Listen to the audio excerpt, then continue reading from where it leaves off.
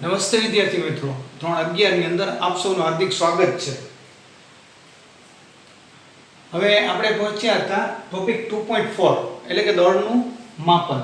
તો ચાલો જોઈ લઈએ સૌપ્રથમ કે ભાઈ દળ છે એ રાશિને કઈ રીતે ઓળખવો એમ. બરાબર, તો એના માટે ધારો કે દળની વાત કરીએ તો દળનું બીજું નામ છે દ્રવ્યમાન. બરાબર, અને ઇંગ્લિશમાં એને માસ કહેવાય. બરાબર, તો ઇંગ્લિશમાં એને માસ કહેવાય. એના પરથીનો પહેલો લેટર એમ, એટલે સંજ્ઞામાં એને દળને એમ વડે દર્શાવાય. ઘણી વખત આપણે કેપિટલ એમ વડે પણ દર્શાવીએ છીએ. વ્યાખ્યા જોઈએ. પદાર્થમાં રહેલા દ્રવ્યના નિશ્ચિત જથ્થાને દળ કહેવાય. કોઈ પણ પદાર્થ વિચારો, પદાર્થ તરીકે તમે કાં તો ઘન પદાર્થ લઈ શકો, કાં તો પ્રવાહી, કાં તો વાયુ. ધારો કે આપણે પદાર્થ તરીકે પ્રવાહી લઈએ, ધારો કે પ્રવાહી પદાર્થ તરીકે આપણે પાણી લઈએ. બરાબર, તો પાણી છે પદાર્થ તરીકે પાણી લઈએ છીએ. દ્રવ્ય એટલે એની અંદર રહેલા હાઇડ્રોજન અને ઓક્સિજન, એનો નિશ્ચિત જથ્થો. તમને ખ્યાલ હશે કે પાણીની અંદર, પાણીને આપણે પદાર્થ કહેશું, એની અંદર રહેલું દ્રવ્ય એટલે હાઇડ્રોજન અને ઓક્સિજન, એનો નિશ્ચિત જથ્થો. તો પાણીની અંદર હાઇડ્રોજન અને ઓક્સિજન છે એનો જથ્થો નિશ્ચિત જ હશે. કારણ કે જો પાણીને આપણે શું કહીએ છીએ, એનું અણુસૂત્ર શું છે? H2O. તો H ની સાથે 2 જોડાયેલા છે, O ની સાથે 1 જોડાયેલો છે. આનો અર્થ એવો થાય કે હાઇડ્રોજન અને ઓક્સિજન છે ને, બેનું પ્રમાણ 2:1 હશે. બીજી ભાષામાં કહીએ તો ઓક્સિજન કરતાં હાઇડ્રોજન ડબલ જથ્થામાં હશે. બરાબર, તો આ એનો જે નિશ્ચિત જથ્થો છે એનો તો માપ કાઢો. બરાબર, એનું કોઈ માપ તો હશે. આ માપને દળ કહેવાય. એનો એકમ, એનો SI એકમ છે કિલોગ્રામ. બરાબર, કિલોગ્રામ છે, બીજા અન્ય એકમો છે ગ્રામ છે, માઇક્રોગ્રામ છે, મિલીગ્રામ છે, અને બીજા ઘણા બધા એકમો છે. માપન સામાન્ય રીતે પદાર્થનું દળ ભૌતિક તુલા એટલે કે ત્રાજવા વડે માપીએ. તો તમને ખ્યાલ હશે કે તમે કોઈ પણ કરિયાણાની દુકાને જાઓ અને ધારો કે આપણા ઘર માટે જે આપણે ખાંડ લેવા જતા હોઈએ ને કરિયાણાની દુકાને જઈ, એટલે કરિયાણાની દુકાન છે ત્યાં ત્રાજવું હોય. બરાબર, ફિઝિક્સની ભાષામાં આપણે ભૌતિક તુલા કહીએ. આમ જોઈએ તો ત્રાજવું. તો શું થાય કે ભાઈ તમારે ધારો કે ખાંડ જોઈતી હોય, તમે એમ કહો કે ભાઈ 500 ગ્રામ ખાંડ જોઈએ છે. એટલે એ શું કરશે કે ભાઈ ત્રાજવું છે એની એક બાજુનું જે પાત્ર અથવા તો પલ્લું, એની અંદર ખાંડ રાખશે, બીજી બાજુનું જે પલ્લું છે એની અંદર 500 ગ્રામનું એક વજનની મૂકશે. બરાબર, પછી ખાંડ જો વધતી ઓછી હશે તો એમાં થોડીક ઓછી કરશે અથવા તો એમાં ઉમેરશે. બરાબર છે, તો એક બાજુ ખાંડ છે, બીજી બાજુ વજન્યું છે. તો વજની 500 ગ્રામનું અને ખાંડ પણ જો 500 ગ્રામ હોય અને બરાબર ઓલું તીર છે વચ્ચે આવી જાય એટલે આપણે ખબર પડી જાય કે ભાઈ આ ખાંડ છે એનું માપન થઈ ગયું. તો ખાંડનો જે જથ્થો છે એનો દળ 500 ગ્રામ હશે એવું અહીંયા કહી શકાય. વિશાળ પદાર્થોના દળ જેમ કે સૂર્ય, ગ્રહ અને તારાઓ, આ બધા વિશાળ પદાર્થો કહેવાય. સૂર્યનું દળ છે તમને ખ્યાલ હશે 2 × 10⁻30 kg, 2 × 10⁻30 kg, આટલું સૂર્યનું દળ છે. પૃથ્વીનું દળ કે જે કેવેન્ડિશ નામના વૈજ્ઞાનિકે આપ્યું હતું, બરાબર છે, એ છે 6 × 10⁻24 kg, 6 × 10⁻24 kg, આટલું પૃથ્વીનું દળ છે. આ ઉપરાંત બીજા ગ્રહ અને તારાઓ, એના જો દળ માપવા હોય ને તો એના માટે ગુરુત્વાકર્ષણ બળનો નિયમ કે જે ન્યૂટને શોધ્યો એ આપણે વાપરવો પડે. બરાબર, ગુરુત્વાકર્ષણ બળનો આખો નિયમ અહીંયા આપ્યો છે. એનું સૂત્ર એક બરાબર Gmm/r². બરાબર, વિશ્વના કોઈ પણ બે પદાર્થ વચ્ચે જો ગુરુત્વાકર્ષણ બળ માપવું હોય તો એના માટેનું આ સૂત્ર છે. બરાબર, ધારો કે મારો હાથ અને બોર્ડ, હાથ અને બોર્ડ વચ્ચેનું ગુરુત્વાકર્ષણ બળ માપવું હોય તો શું કરવું પડે? પહેલા તમારે હાથ અને આ બોર્ડ બે વચ્ચેનું અંતર મને ખબર હોવી જોઈએ. ધારો કે બે વચ્ચેનું અંતર છે 1 મીટર ફોર એક્ઝામ્પલ. પછી એટલે હાથ, હથેળી, આટલો ભાગ જ ખાલી વિચારશો પદાર્થ તરીકે. તો આ હથેળીનું જે દળ છે એને હું સ્મોલ એમ કહી દઉં. બરાબર, પછી આ જે બોર્ડ છે એના દળને હું કેપિટલ એમ કહી દઉં. બરાબર છે, તો અહીંયા તો આવી રીતના વિશ્વના કોઈ પણ બે પદાર્થ વચ્ચે દળ જો માપવું હોય તો કોઈ એક પદાર્થના દળને સ્મોલ એમ કહી દો, બીજા પદાર્થના દળને તમે કહી દો કેપિટલ એમ, અને બે પદાર્થ વચ્ચેનું અંતર તમને ખબર હોવી જોઈએ. બરાબર, તો સરળતાથી ગુરુત્વાકર્ષણ બળ માપી શકાય. આગળ આવશે આપણે એના દાખલાને બધું. બરાબર, તો આ ગુરુત્વાકર્ષણ બળનો નિયમ વપરાય. એમાં સ્મોલ એમ છે એ જે પદાર્થનું તમારે દળ શોધવું છે એ, F એટલે બે પદાર્થ વચ્ચે લાગતું ગુરુત્વાકર્ષણ બળ, R એટલે બે પદાર્થ વચ્ચેનું અંતર, G એને ગુરુત્વાકર્ષીય અચળાંક કહેવાય કે જેનું મૂલ્ય છે 6.67 ઇન્ટુ 10⁻11 6.67 ગુણ્યા 10⁻11 me એટલે માસ ઓફ અર્થ એટલે કે પૃથ્વીનું દળ બરાબર. બીજું સૂક્ષ્મ પદાર્થોના દળ માપવા માટેનું એક સાધન છે અને સ્પેક્ટ્રોગ્રાફ કહેવાય. તો તમે YouTube ની અંદર સર્ચ કરજો, સ્પેક્ટ્રોગ્રાફ નામનું એક સાધન આવે છે જેની મદદથી જેટલા સૂક્ષ્મ પદાર્થો અથવા તો કણ છે, ઇલેક્ટ્રોન છે, પ્રોટોન છે, ન્યુટ્રોન છે, એના દળ માપવા હોય તો સ્પેક્ટ્રોગ્રાફ નામનું સાધન આવે, એની મદદથી માપી શકાય. ઇલેક્ટ્રોનનું દળ છે એને me વડે દર્શાવે, માસ ઓફ ઇલેક્ટ્રોન. ઇલેક્ટ્રોનનું દળ છે 9.1 ઇન્ટુ 10⁻31 kg બરાબર. પ્રોટોન અને ન્યુટ્રોનના દળ લગભગ સરખા છે બરાબર. તો એક પ્રોટોનનું દળ અથવા તો એક ન્યુટ્રોનનું દળ છે 1.6 ઇન્ટુ 10⁻27 kg બરાબર. તો આ સૂક્ષ્મ પદાર્થોના દળ કઈ રીતે નક્કી થાય તો એના માટેનું એક સાધન છે સ્પેક્ટ્રોગ્રાફ. YouTube ઉપર તમને સ્પેક્ટ્રોગ્રાફ નામનું સાધન, એનો પરિચય, કઈ રીતે કામ કરે એ તમને ત્યાંથી મળી જશે બરાબર. તો આજનું તમારો હોમવર્ક છે બરાબર, સ્પેક્ટ્રોગ્રાફ નામના સાધન વિશે જાણકારી મેળવવી, વિશેષતા જોઈએ. તે પદાર્થનો આંતરિક અથવા તો મૂળભૂત ગુણધર્મ છે. હવે આંતરિક અથવા તો મૂળભૂત ગુણધર્મ કોને કહેવાય બરાબર ને? તો કે દળને પદાર્થનો આંતરિક ગુણધર્મ એટલા માટે કીધો છે કે કોઈ પણ પદાર્થ હોય ને તો એની અંદર દળ પહેલેથી હાજર જ હોય. દળ એની અંદર પહેલેથી હોય જ છે, પાછળથી ઉમેરવામાં નથી આવતું બરાબર.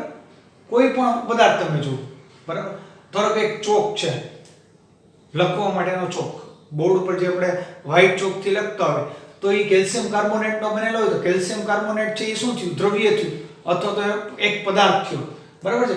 તો એનું દળ તો પહેલેથી હોય જ છે, પાછળથી ઉમેરવામાં નથી આવતું, પહેલેથી એની અંદર હાજર જ હોય. આવા પદાર્થને એનો આંતરિક ગુણધર્મ એટલે દળ છે એને પદાર્થનો આંતરિક અથવા તો મૂળભૂત ગુણધર્મ કહી શકાય બરાબર છે. હવે તેને લીધે ગુરુત્વાકર્ષણ બળ ઉદ્ભવે. તમને ખ્યાલ હશે કે કોઈ પણ પદાર્થનું જેટલું દળ વધુ ને એટલું એ પદાર્થનું ગુરુત્વાકર્ષણ બળ વધારે કહેવાય બરાબર છે. અને આને ટુ બોડી ફોર્સ કહેવાય. ગુરુત્વાકર્ષણ બળ કોઈ એક પદાર્થને લીધે ન મળે, આમ જો તો બે પદાર્થના સંયુક્ત લીધે મળે. બે પદાર્થ સંયુક્ત હોય એને લીધે ગુરુત્વાકર્ષણ બળ મળી શકે બરાબર. હા, એક પદાર્થને લીધે મળે બરાબર, પણ સામાન્ય રીતે એને ટુ બોડી ફોર્સ તરીકે ઓળખી શકાય. તો દળને લીધે ગુરુત્વાકર્ષણ બળ ઉદ્ભવે. જે પદાર્થનું દળ વધારે એનું ગુરુત્વાકર્ષણ બળ વધારે. જો સૂર્યનું દળ કેટલું છે 2 × 10⁻30 kg છે, પૃથ્વીનું દળ છે 6 × 10⁻24 kg છે બરાબર છે. તો દળ છે એ સૂર્યનું દળ ઘણું જ વધારે છે તો એનું ગુરુત્વાકર્ષણ બળ વધારે હોય. પૃથ્વીનું દળ સૂર્યની સાપેક્ષે ઓછું છે તો એનું ગુરુત્વાકર્ષણ બળ ઓછું હોય બરાબર છે. તો બે પદાર્થ વચ્ચે લાગતું ગુરુત્વાકર્ષણ બળ આપણે આ સૂત્રની મદદથી શોધી શકાય બરાબર. ત્યારબાદ જોઈએ AMU. કોઈ પણ સૂક્ષ્મ પદાર્થના દળ હોય ને એ AMU માં મપાય. AMU નું આખું નામ અહીં લખ્યું છે મેં. AMU માં A એટલે એટોમિક, M એટલે માસ અને U એટલે યુનિટ. હા, ઘણી વખત અહીંયા આગળ યુનિફાઈડ, હા, ટેક્સ્ટ બુક ની અંદર એવો શબ્દ હોય યુનિફાઈડ એટલે સાર્વત્રિક. યુનિફાઈડ બરાબર એટલે કે સાર્વત્રિક. યુનિફાઈડ એટોમિક માસ યુનિટ તરીકે પણ એને ઓળખવામાં આવે છે. અને ઇલેક્ટ્રોન અને પ્રોટોનના દળ છે એ AMU માં મપાય. એક AMU એટલે કેટલું થાય? 1.66 × 10⁻27 kg જેટલું થાય બરાબર છે. હવે AMU ની વ્યાખ્યા વૈજ્ઞાનિકો આપી છે કે ઇલેક્ટ્રોન સહિત એટલે કે ઇલેક્ટ્રોનને પણ તમારે ધ્યાનમાં લેવાનું બરાબર છે. અને કાર્બન પરમાણુ તમારે લેવાનો, એનો સમસ્થાનિક, હા, કેમિસ્ટ્રીમાં તમે સમસ્થાનિક શબ્દ શીખી ગયા છો બરાબર ને. સમસ્થાનિક કોને કહેવાય? જેનો નીચેનો આંકડો સરખો હોય, નીચેના આંકડાને પરમાણુ ક્રમાંક કહેવાય, ઉપરનો આંકડો છે ને પરમાણુ દળાંક કહેવાય. તો જેનો પરમાણુ ક્રમાંક, એવા બે કાર્બન પરમાણુ વિચારો કે એના પરમાણુ ક્રમાંક સરખા હોય અને પરમાણુ દળાંક જુદા જુદા હોય તો એને એકબીજાના સમસ્થાનિક કહેવાય. 6C12 એનો સમસ્થાનિક થાય 6C13, હજી એનો સમસ્થાનિક જોઈએ તો 6C14. આ બધા એના સમસ્થાનિક કહેવાય. જેમાં નીચેનો આંકડો સરખો હોય, ઉપરનો આંકડો જુદો જુદો હોય. તો કોઈ પણ ઇલેક્ટ્રોન સહિત કાર્બન પરમાણુ વિચારવાનો, એના 12મા ભાગને AMU કહેવાય. રેડી? તો વૈજ્ઞાનિકો આ રીતના વ્યાખ્યા આપી છે, જોઈએ. હા, સૂક્ષ્મ કણોના દળ AMU અથવા U માં મપાય. U પણ ઘણી વખત લખે છે. પ્રોટોન, ન્યુટ્રોન, ઇલેક્ટ્રોન જેવા સૂક્ષ્મ કણો માટેની વાત છે. ચાલો, તો હવે જોયું કે ભાઈ 6C12 એમાં ઉપરનો જે આંકડો છે 12 એ ગ્રામમાં હોય. ગ્રામને આપણે શેમાં ફેરવશું તો કે કિલોગ્રામમાં. તો ગ્રામમાંથી કિલોગ્રામમાં જવું હોય તો 10⁻³ વડે તમારે ગુણવા પડે. બરાબર. હવે 1 AMU એટલે આટલું દળ જ શું કામ? આ વસ્તુ ટેક્સ્ટ બુક ની અંદર આપી નથી, પણ તમને કંઈક જાણવા મળે એટલા માટે થોડુંક આપણે આની અંદર કેમિસ્ટ્રી લગાડીએ કે 1 AMU એટલે 1.66 × 10⁻27 kg થાય. બરાબર. તો જોઈએ કે આ કઈ રીતે આવ્યું. તો આનો અર્થ એવો થાય કે 12 × 10⁻³ kg આટલો કાર્બન તમે લ્યો ને તો એની અંદર પરમાણુની સંખ્યા કેટલી હોય? 6.022 × 10⁻23 આટલી હોય. આને એવોગેડ્રો આંક તરીકે પણ ઓળખાય. એને Na વડે દર્શાવાય, એવોગેડ્રો નંબર. બરાબર. તો આનો અર્થ એવો થયો 6C12 12 છે એ દળ દર્શાવે. દળ અહીંયા ગ્રામમાં આપ્યું છે અને આપણે કિલોગ્રામમાં ફેરવું. બરાબર છે ને? ઓકે. તો અહીંયા દળ કિલોગ્રામમાં ફેરવેલું છે. તો 12 × 10⁻³ kg આટલો કાર્બન તમે લ્યો તો એટલા કાર્બન પરમાણુનો આટલું જો દળ હોય તેની અંદર કાર્બન પરમાણુની સંખ્યા કેટલી? તો કે 6.022 × 10⁻23 અથવા આટલા પરમાણુ તો આટલું દળ. તો એક પરમાણુનું દળ કેટલું? 83 છે. તો એક પરમાણુ દળ આપણને મળશે 1.99 × 10⁻26 kg. આ થઈ ગયું એક કાર્બન પરમાણુનું દળ. હવે વ્યાખ્યા શું કહે છે? એક AMU કોને કહેવાય? કાર્બન પરમાણુના દળના 12મા ભાગને. બરાબર. કાર્બન પરમાણુ દળ છે એનો કેટલો? 12મો ભાગ તમારે વિચારવાનો છે. બરાબર છે. અહીંયા મેં લખ્યું છે કાર્બન પરમાણુના દળના 12મા ભાગને. બરાબર છે. ઓકે. તો એક પરમાણુ દળ તમને મળી ગયું. એક પરમાણુનું જે કાર્બન પરમાણુ દળ મળ્યું ને એને ભાગ્યા 12 કરવાના. તો એક કાર્બન પરમાણુ દળ અહીંયા તમને કેટલું મળ્યું? આટલું.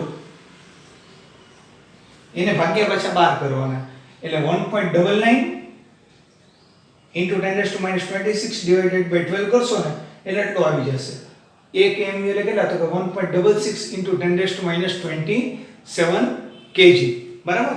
જો હવે ત્યારબાદ આપણે થોડુંક વિશેષ જોઈએ.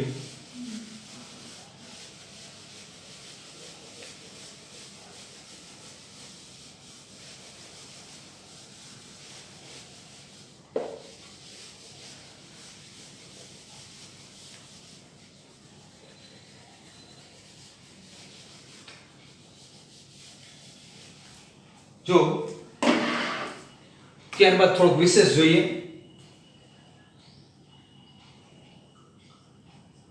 હવે ઇલેક્ટ્રોનનું જે દળ છે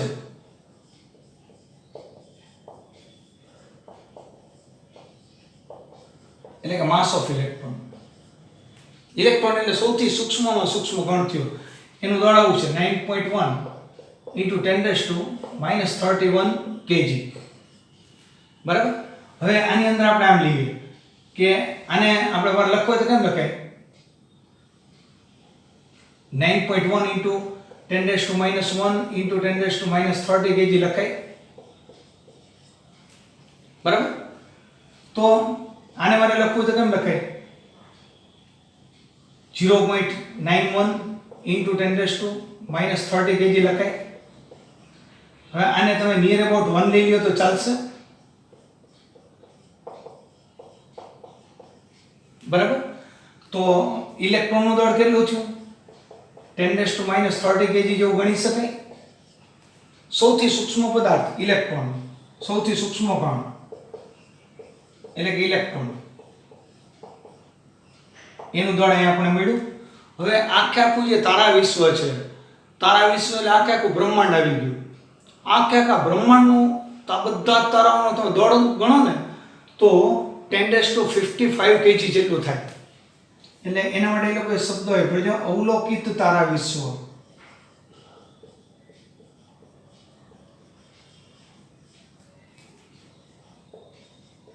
એનું દળ, અવલોકિત તારા વિશ્વનું દળ થાય છે 10⁵5 kg. બરાબર. આખે આખું તારા વિશ્વ જેટલા બ્રહ્માંડની અંદર જેટલા તારાઓ છે ને બધાનું અંદાજિત દળ 10⁵55 kg જેટલું છે. તો હવે દળના માપક્રમનો ગુણોત્તર કયો થયો? દળના માપક્રમનો ગુણોત્તર આવું પણ પરીક્ષામાં એક માર્કમાં પૂછાય.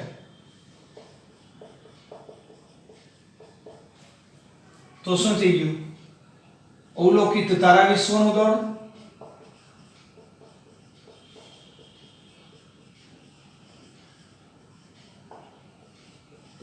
ભાગ્યા સૂક્ષ્મ કણનું દળ.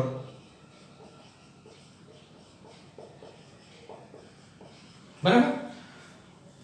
તો 10⁵ kg divided by 10⁻30 kg. બરાબર? મોટા મોટું દળ હોય ઉપર લખવાનું, નાના નાનું દળ છે નીચે લખવાનું, એટલે આપણે દળના માપક્રમનો વિસ્તાર મળશે. તો આ 10 ની થાય 55, આ -30 ઉપર જાય તો -30 ઉપર જાય તો +30, તો થશે 10 ની ઉપર 85.